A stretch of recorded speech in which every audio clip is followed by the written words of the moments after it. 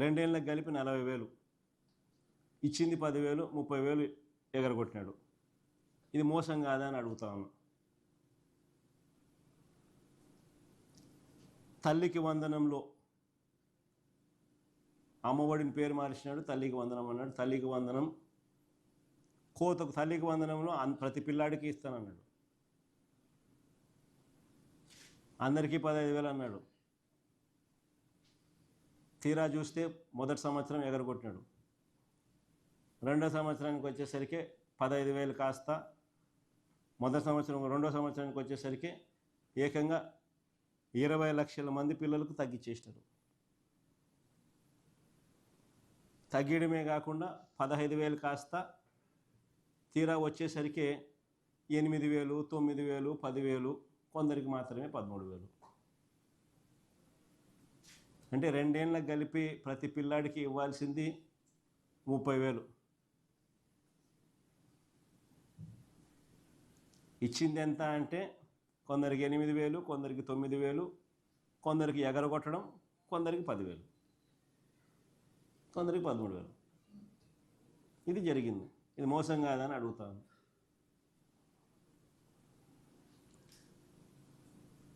ఏడాదికి 3 సిలిండర్లు ఉన్నాడు.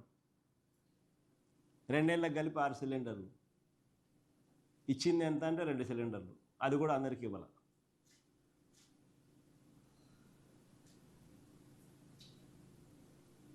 ఇది మోసం కాదా అని అడుగుతా ఉన్నా.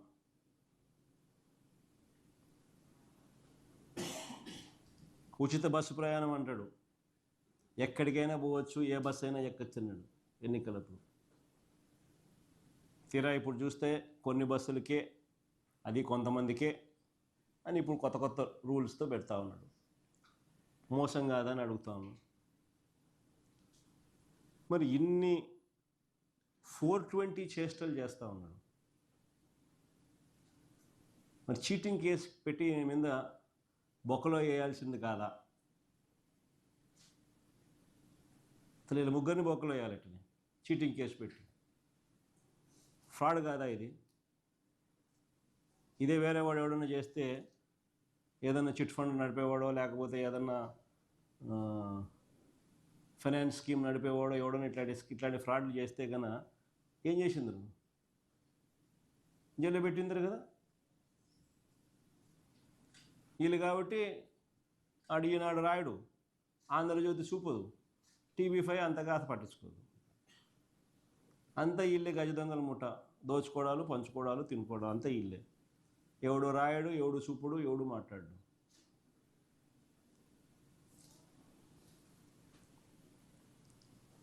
మరోవైపు పరిస్థితి చూస్తే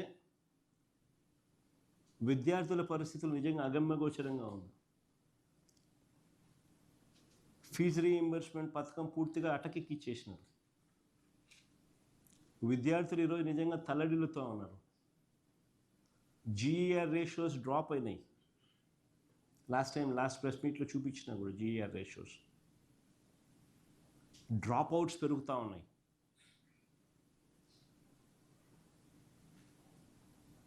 పిల్లలు చదువులు మానేస్తూ ఉన్నారు. చదువుల కోసం తల్లిదండ్రులు అప్పుల పాలు అవుతూ ఉన్నారు. ఫీజు రీయింబర్స్మెంట్ పరిస్థితి చూస్తే జనవరి, ఫిబ్రవరి, మార్చ్ క్వార్టర్ 2024, జనవరి, ఫిబ్రవరి, మార్చికి మా హయాంలో ప్రతి క్వార్టర్ అయిపోయిన వెంటనే వెరిఫికేషన్ చేసి వెంటనే నెక్స్ట్ క్వార్టర్ రాకమునిపే డబ్బులు ఇచ్చేవారు. తల్లుల ఖాతాల్లోకి డబ్బులు పడేటివి.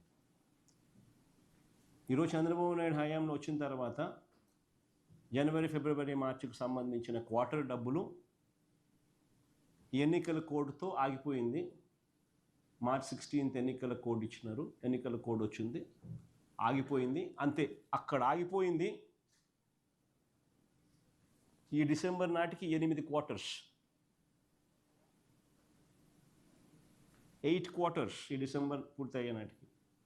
ఒక్కొక్క క్వార్టర్కు ఉజ్జాయింపుగా 700 crores గవర్నమెంట్కి ఖర్చు అవుతుంది. ఉజ్జాయింపుగా 700 crores into 8 quarters, 5,600 crores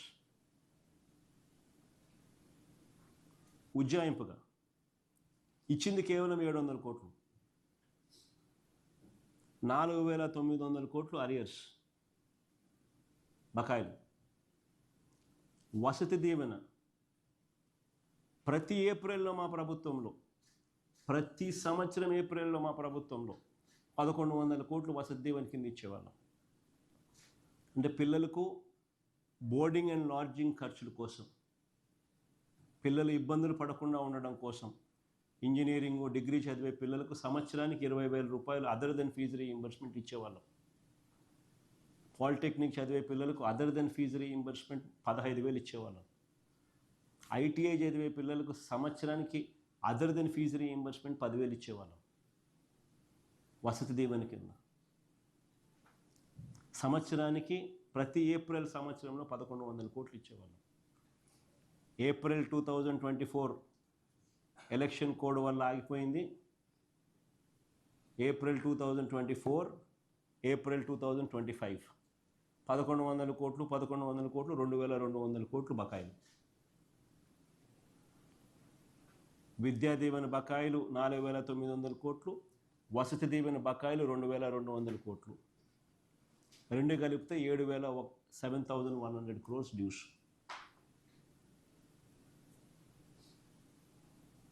ఈరోజు పిల్లల పరిస్థితి ఏమిటి? చదువులు మానేస్తూ ఉన్నారు. మనం పిల్లలకి ఇవ్వగలిగిన ఏకైక ఆస్తి ఏంటంటే చదువు. వాళ్ళ కాళ్ళ మీద వాళ్ళు నిలబడగలిగి వాళ్ళ జీవితాలను వాళ్ళు మార్చుకోగలిగిన ఆస్తి చదువు. అలాంటి వెపన్ను వాళ్ళ చేతుల్లో పెట్టడానికి చంద్రబాబు నాయుడు ముందుకు రావడం, చంద్రబాబు నాయుడు దగ్గరుండి చిన్నపిల్లల జీవితాలను చిన్నాభిన్నం చేస్తూ ఉన్నాడు. ఇంకా ఒక అడుగు ముందుకేద్దాం. ప్రభుత్వ స్కూళ్ళు ఈరోజు ఏ రకంగా ఉన్నాయని చూస్తే, ఈరోజు మీరు గమనించండి,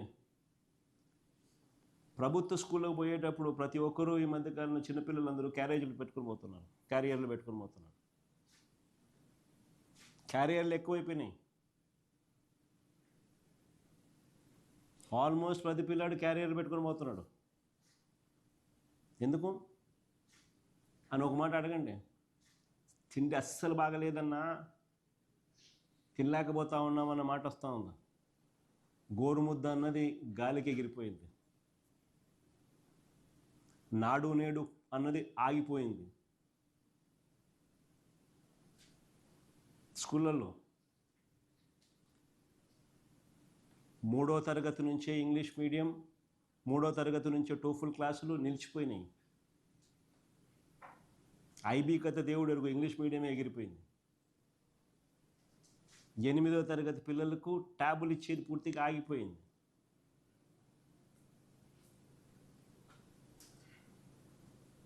ఈరోజు పిల్లల పరిస్థితి ఎట్లుందనంటే, ప్రభుత్వ హాస్టళ్లలో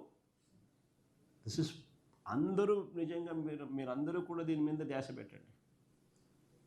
ప్రభుత్వ హాస్టళ్లలో కలుషిత తాగునీరు, కలుషిత ఆహారం, అనారోగ్యం వల్ల ఈ 18-19 months చంద్రబాబు రెజీమ్లో ఏకంగా 29 మంది పిల్లలు చనిపోయినారు.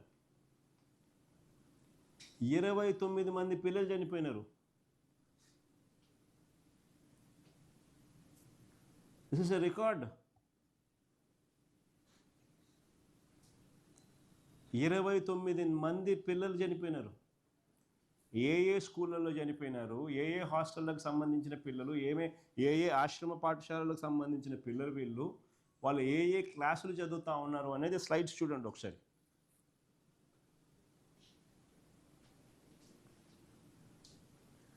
అనారోగ్యంతో మృతి చెందిన పిల్లలు పార్వతీపురం జిల్లా పువ్వల అంజలి 12 సంవత్సరాలు, కురుపాం గిరిజన ఆశ్రమ పాఠశాలలో జాండీస్తో మృతి.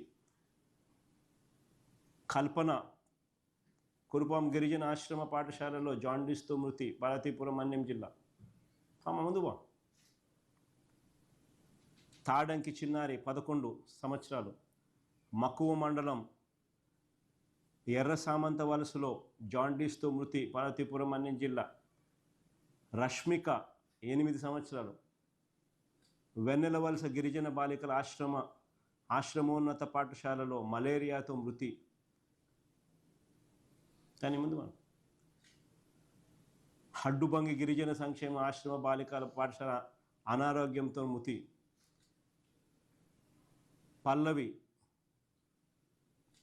12 సంవత్సరాలు అనారోగ్యంతో మృతి. మామిడిపల్లి గిరిజన సంక్షేమ ఆశ్రమ పాఠశాల అనారోగ్యంతో మృతి. మోహన్ దాస్ 15 సంవత్సరాలు పాఠశాల జ్వరంతో మృతి. గిరిజన బాలికల ఆశ్రమ పాఠశాలలో జ్వరంతో మృతి అవంతిక.